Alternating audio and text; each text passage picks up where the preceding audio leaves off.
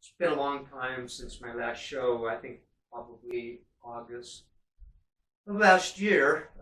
Today is March 22nd. It's a Saturday morning, and I feel like I finally have the energy to be a little bit today. With my memory, not as good as it used to be. Those of you with multiple sclerosis get that. I managed to put everything down on my tablet so I can kind of remember the order in which I want to talk to things about.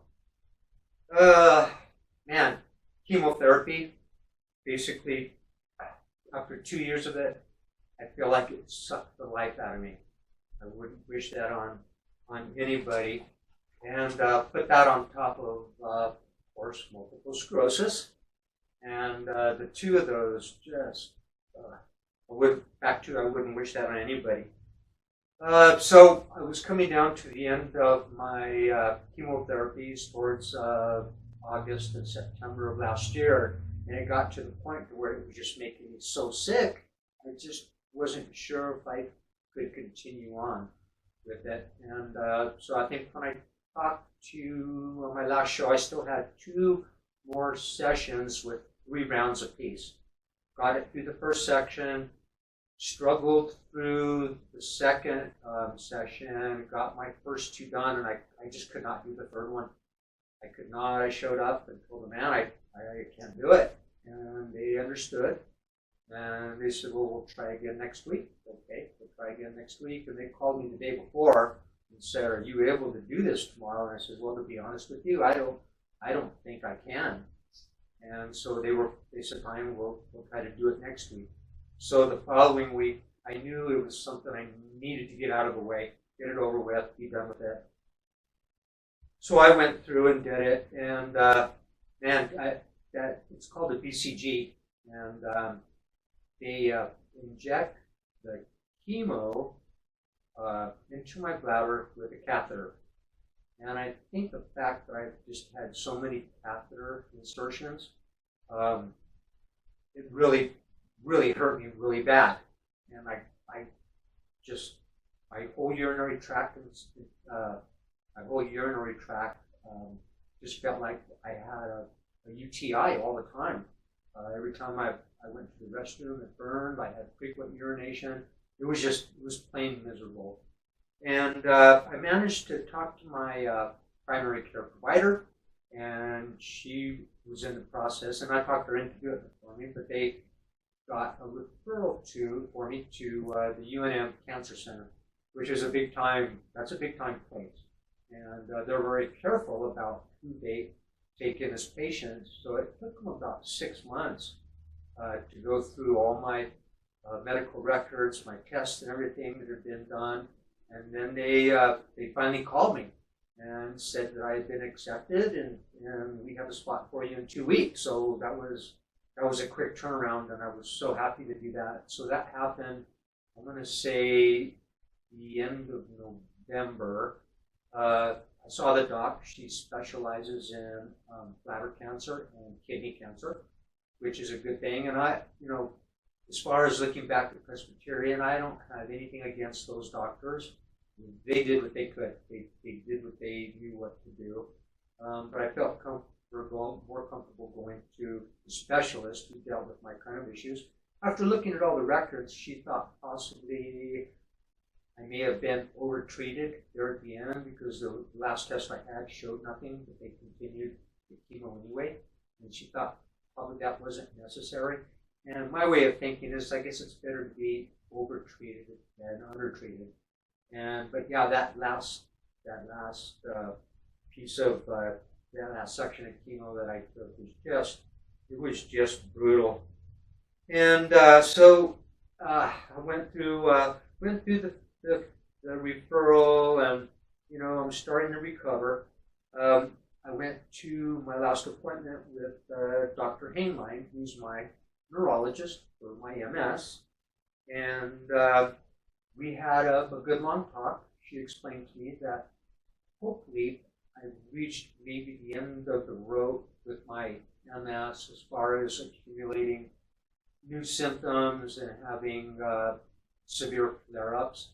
She kind of seem to think that after 61 or 62, those things really seem to start slowing down. And so I'm keeping my fingers crossed and hoping that's what's going on. She did schedule me for an EMG at the Neuroscience Center at UNM Hospital, and I'm not exactly sure what that is, but from what I've read, they check to see how your nerves act with your muscles and how your nerves respond. And I'm not exactly sure how that goes, but I'm guessing. I guess we will find out. You know, I'm to the point now where my, between multiple sclerosis and my MS, or my multiple sclerosis and my chemotherapy treatments, I am just concerned about catching any kind of weird colds or flus or anything. So I really try to stay away from crowds. I don't really do a whole lot anymore. I go to the grocery store early morning, kind of on off hours, so I'm not around a whole lot of people. And I just don't want to get sick. I was around some people about a month ago and got the flu, and I was down 5 or 6 days, and it was brutal. And so I don't want to do that again. So I'm really trying to pay attention what I do, and I still have my game club, my board game club, and we meet every other Friday, which is nice. Those guys are like my brothers, and it's good to hang out with those guys and do that. And I've been gaming with a couple of those guys for 26, 27 years at least. We've been board gaming, poker, and everything in between. And so it's good that we've been able to keep a lot of that going. And before I got sick, one of my big hobbies was rock hunting, and I've really been trying to get out and do that again. Now I can walk from my backyard right out into the desert mesa and find lots and lots of fossil wood, petrified wood, and I also find more Indian artifacts than anything. And so I have rock tumblers, and I tumble a lot of that stuff, and I've been making a lot of necklace jewelry. And being 100% disabled, I can't sell stuff really, so I've been giving a lot of it away. And I gave a nice piece of wood opal to my neurologist last time I saw her, and she thought it was really cool. And that's the cool thing about it is some of the petrified wood that I find out there is actually wood opal, and people don't realize you could walk the desert and find opal. Now Australia has its iridescent quartz opal, blues and greens, reds. Here in the desert Southwest, we have our wood opal, and it's every bit as pretty, not the iridescent stuff, but pinks and reds and purples, which are simply spectacular. So I've been making a lot of necklaces and just kind of doing that, and trying to keep myself busy between that and walking the desert looking for stuff. I got a few things going on. I think that's probably going to be about it for now. I try to make it short and sweet.